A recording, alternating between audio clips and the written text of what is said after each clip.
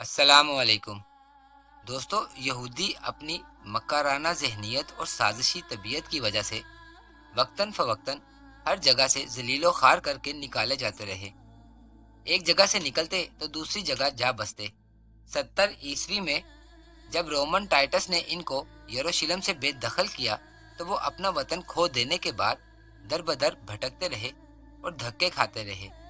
اور اگر کوئی سلطنت ترس کھا کر انہیں اپنے ہاں رہنے کی جگہ دے دیتی تو وہ وہاں اسی سلطنت کے خلاف ایسی مکاریاں شروع کر دیتے کہ انہیں وہاں سے بھی دوبارہ دھکے دے کر نکال دیا جاتا۔ یہ ویڈیو اسی موضوع پر ہے کہ کس طرح یہودیوں نے 70 عیسوی کے بعد 1948 میں فلسطین پر قبضہ کرنا شروع کیا، اور 1974 تک یعنی 1900 سال تک مکمل جدوجہد اور محنت کرنے کے بعد وہ فلسطین کے 90% علاقے پر قابض ہو گئے اور علیحدہ ملک بنا لیا، اور اسے اقوام متحدہ سے تسلیم بھی کروا لیا۔ دوستو، آپ نے اگر ابھی تک میرا چینل سبسکرائب نہیں کیا تو پلیز کر لیں اور بیل آئیکن کو بھی پریس کر دیں۔ اس سے آپ کو میری ہر آنے والی انفارمیٹیو ویڈیو کی اپڈیٹ ملتی رہے گی۔ ویڈیو کو شروع کرتے ہیں۔ دوستو، 1800 کے آخر میں ایک تحریک شروع ہوئی جس کا واحد مقصد اور یک نکاتی ایجنڈا صرف یہ تھا کہ کسی طرح سے بھی یہودیوں کے لیے ایک الگ ریاست قائم کی جائے، کیونکہ اس وقت کوئی ایسا ملک نہیں تھا جہاں پر ان کی حکومت تھی، اور جو بھی ان کے مقدس مقامات تھے، یا پھر یوں کہہ لیں کہ ان کی جو مین جگہ تھی، وہ سبھی کی سبھی سلطنت عثمانیہ کے زیر کنٹرول تھی۔ ایسے میں ان کے سب سے شاطر دماغوں نے ایک ایسی گیم شروع کی جس کا اصل مقصد یہودیوں کو فلسطین میں آباد کرنا تھا۔ انہی دنوں عثمانی سلطنت سلطان عبدالحمید کے زیر سایہ تھی، جو کہ یہودیوں کے تمام خطرناک مقاصد اور عزائم سے پوری طرح سے آگاہ تھے۔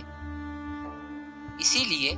وہ یہودیوں کے ہر اس منصوبے کو تباہ و برباد کر دیتے جو وہ بناتے۔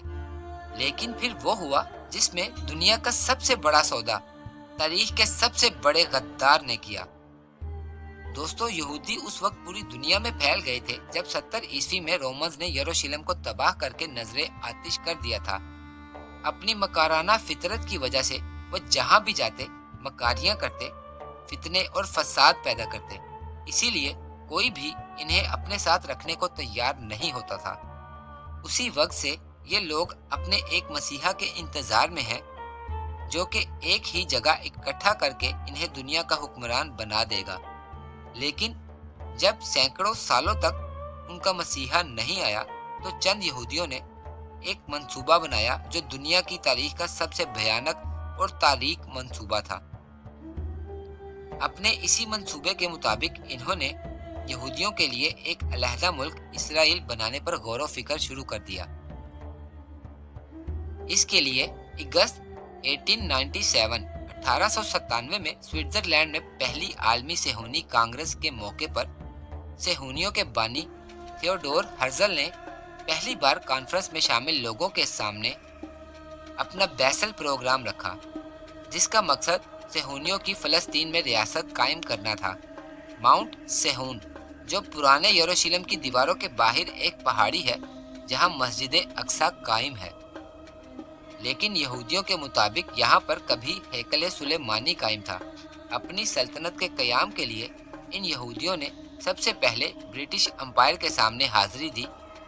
جو کہ اس وقت دنیا کی طاقتور ترین ریاست تھی، لیکن برطانیہ نے ان کی بات کو نظر انداز کر دیا۔ لیکن پھر بعد میں جب برطانیہ نے یہ دیکھا کہ ان کی یہ تحریک روز بروز کامیاب ہوتی جا رہی ہے تو برطانیہ نے یوگینڈا، سائپرس اور سائبیریا کے کچھ علاقے ان کو دینے چاہے کہ وہ ان میں اپنا ایک ملک قائم کر لیں یا اپنی ریاست قائم کر لیں، لیکن انہوں نے کہا کہ ان کی ایک ہی ڈیمانڈ ہے کہ انہیں فلسطین میں ہی رہنے کے لیے جگہ دی جائے، جو کہ اس وقت عربوں کا وطن تھا، جس کا ذکر تورات، انجیل اور قرآن پاک میں کیا گیا۔ خیر، عثمانی سلطنت کو یہودیوں کی ان چالاکیوں اور سازشوں کا پتہ چل چکا تھا، اور 1871 کو صہیونیوں کی تحریک سے پہلے ہی سلطنت عثمانیہ نے فلسطین کے 80% حصے کو ریاست کا حصہ قرار دے دیا۔ تھیوڈور ہرزل سلطنت عثمانیہ کے سلطان عبد الحمید سے ملاقات کی کوششیں کرنے لگا اور 1896 سے 1902 کے درمیان متعدد بار استنبول آیا،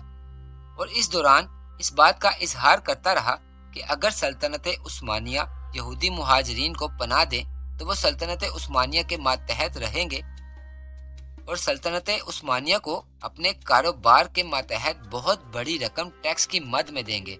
جس پر سلطان عبد الحمید نے صہیونیت کے بانی کی یہ تمام پیشکش کو ٹھکرا دیا اور اس بات کی اجازت نہ دی جو تھیوڈور چاہتا تھا۔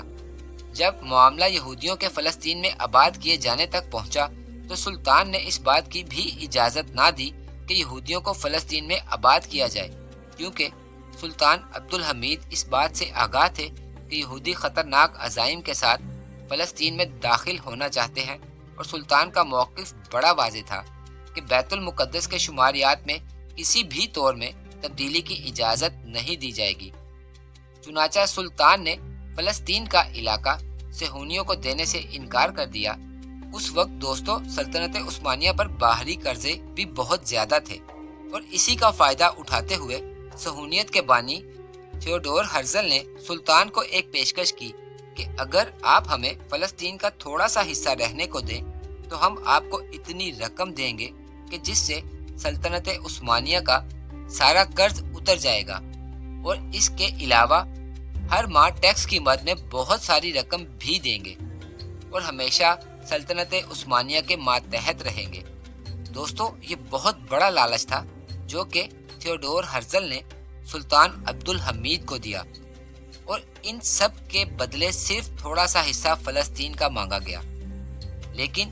سلطان عبد الحمید دور اندیش انسان تھے، یہودیوں کے ارادوں کو وہ اچھی طرح سے جان چکے تھے۔ حاصل یہ کہ ان سب آفرز کے باوجود سلطان نے سختی سے منع کر دیا۔ یہودیوں نے اور بھی بہت سے ہتھ کنڈے اپنائے کہ جس سے وہ سلطان کو راضی کر سکیں اور فلسطین میں یہودیوں کے رہنے کے لیے تھوڑی سی جگہ حاصل کر سکیں، جو کہ مستقبل میں اسرائیل کے قیام کے لیے بہت ضروری تھا اور ان لوگوں کے منصوبے کا پہلا پڑاؤ تھا۔ لیکن سلطان اپنی بے پناہ ذہانت اور دور اندیشی کی وجہ سے یہودیوں کی ان چالوں سے اچھی طرح سے واقف تھے۔